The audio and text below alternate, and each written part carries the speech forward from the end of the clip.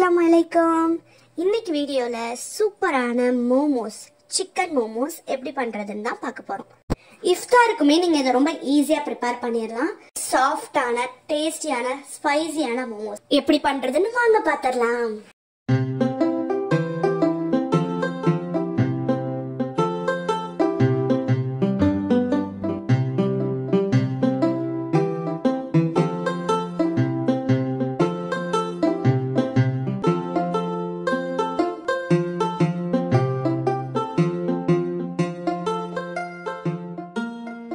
நான் இன்னைக்கு ஒரு 10 ல இருந்து 15 மோமோஸ் வரா மாதிரி செஞ்சுக்கிட்டு இருக்கேன். அதுக்கு நான் 1 கப் அளவுக்கு மைதா மாவு எடுத்துக்கிறேன். அதுல கொஞ்சமா ஆயில், சால்ட் சேர்த்து நல்லா சாஃப்டா நீட் பண்ணி வச்சுக்கோங்க. இந்த மாவு ஒரு ½ அன் ஹவர்ல இருந்து 1 ஹவர் கிட்ட ஊறினா நல்லா இருக்கும். சோ கொஞ்சம் ஏர்லியராவே நீங்க பிணைஞ்சு வச்சுக்கோங்க. ஸ்டஃபிங்ஸ்க்கு நான் ஆனியனும் கேரட்டும் எடுத்திருக்கேன். அது நல்லா எந்த அளவுக்கு உங்களால பொடியா கட் பண்ண முடியுமோ அந்த அளவுக்கு பொடியா கட் பண்ணி வச்சுக்கோங்க. சிக்கன் வந்து நான் ஃப்ரெஷ் சிக்கன் எடுக்காம நக்கெட்ஸ் எடுத்திருக்கேன். எங்க வீட்ல நக்கெட்ஸ் இருந்ததுனால அதை வந்து நான் கிரைண்ட் பண்ணி எடுத்துக்கிட்டேன். நீங்க ஃப்ரெஷ் சிக்கன் எடுத்துக்கணும்னாலும் எடுத்துக்கலாம். நம்ம கிரைண்ட் பண்ணி வச்ச சிக்கன்ல நம்ம கட் பண்ணி வச்ச ஆனியன்ஸ் அண்ட் கேரட்ஸை சேர்த்துட்டு கொஞ்சமா ஜிஞ்சர் கார்லிக் பேஸ்ட் ஆட் பண்ணிட்டு மல்லி இலையும் சேர்த்துக்கோங்க.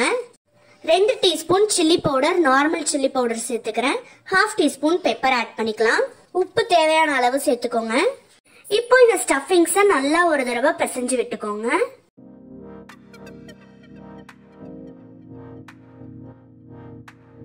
இந்த அளவுக்கு கலந்து வச்சதுக்கு அப்புறம் மேல கொஞ்சமா நல்லெண்ணெய் ஊத்தி மறுபடியும் ஒரு தடவை பிணைஞ்சு வச்சுக்கோங்க. இப்போ நம்ம ஸ்டஃபிங்ஸ் ரெடி ஆயிடுச்சு. மோமோஸ்க்கான சாஸ் எப்படி ப்ரிப்பேர் பண்றது அப்படின்னு பாத்துருவோம். 2 பெரிய சைஸ் டொமேட்டோவை இந்த மாதிரி கட் பண்ணி கூடவே 4 வரமிளகாய், 3 பல் பூண்டு சேர்த்து 1½ கிளாஸ் தண்ணி ஊத்தி மூடி போட்டு ஒரு 10 to 15 மினிட்ஸ் நல்லா கொதிக்க வச்சு எடுத்துருங்க.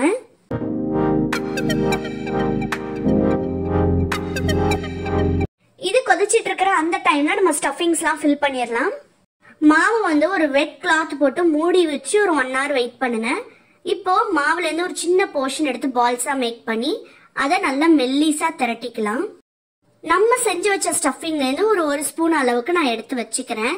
மோமோஸ்ல ரொம்ப எல்லாருமே கஷ்டம்னு நினைக்கிறது இந்த ஃபோல்டிங் மெத்தட் தான்.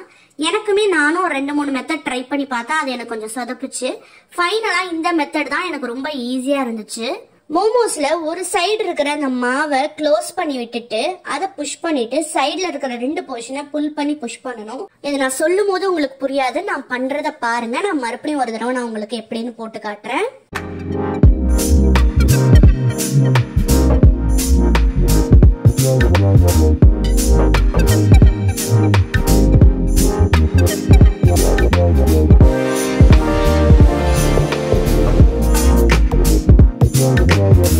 கடைசியில இருக்கிற சின்ன ஓப்பனிங்க க்ளோஸ் பண்ணி விட்டுருங்க. அவ்வளவுதான். சூப்பரான மோமோஸ் வந்து நமக்கு ரெடி ஆயிடுச்சு.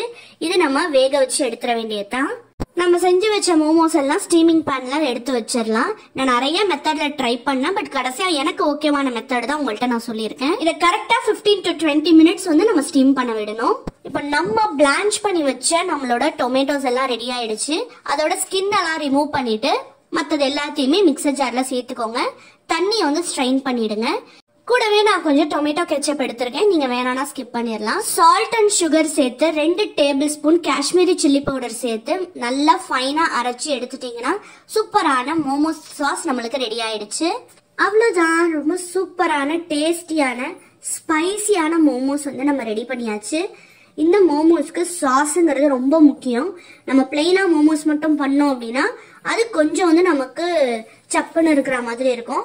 இந்த சாஸோட சேர்த்து செய்யும் போது அதுல டிப் பண்ணி சாப்பிடும் போது டேஸ்ட் அல்டிமேட்டா இருக்கும். கண்டிப்பா உங்க வீட்டுல உள்ள எல்லாருமே இந்த ஸ்நாக்ஸ் ரொம்ப லைக் பண்ணுவாங்க. இஃப்தாருக்கு நீங்க ஒரு தடவையாவது இதை செஞ்சு கொடுத்து பாருங்க. நீங்க சிக்கன் இல்லாம வெறும் வெஜ் வச்சுமே பண்ணாலுமே சூப்பரா இருக்கும் வெஜ் மோமோஸ். சோ நீங்களும் ட்ரை பண்ணி பார்த்துட்டு எப்படி இருந்துச்சுன்னு மறக்காம எனக்கு கமெண்ட் பண்ணிடுங்க. நெக்ஸ்ட் இதே மாதிரி இன்னொரு அல்டிமேட் ரெசிபியோட உங்களை வந்து நான் மீட் பண்றேன். Until then, bye bye.